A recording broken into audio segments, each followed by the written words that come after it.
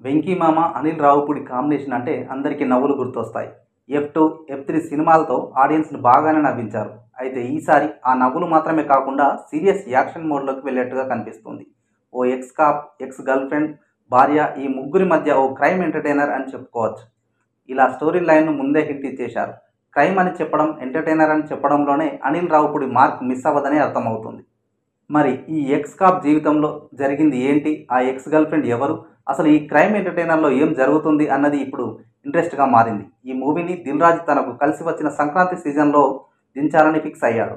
ఈ మేరకు అధికారికంగా ప్రకటించేశారు. ఉగాది సందర్భంగా రివీల్ చేసిన ఈ అప్డేట్ ఇప్పుడు నెట్టింట్లో బాగా సందడి చేస్తోంది.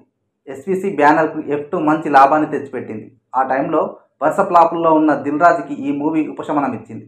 అయితే F2 రేంజ్‌లో F3 ఆకట్టుకోలేకపోయింది. నాసిరకం కామెడీ, క్రింజ్ సీన్లు అంటూ దారుణంగా ట్రోల్ చేసి పడేశారు. మరి ఇప్పుడు అనిల్ రావుపూడి కొత్త జానర్, కొత్త కథను ఎంచుకున్నట్టుగా కనిపిస్తోంది. వెంకీ మామ 75వ సినిమా సైంధవ్ దారుణంగా బెడిసికొట్టిన సంగతి తెలిసిందే.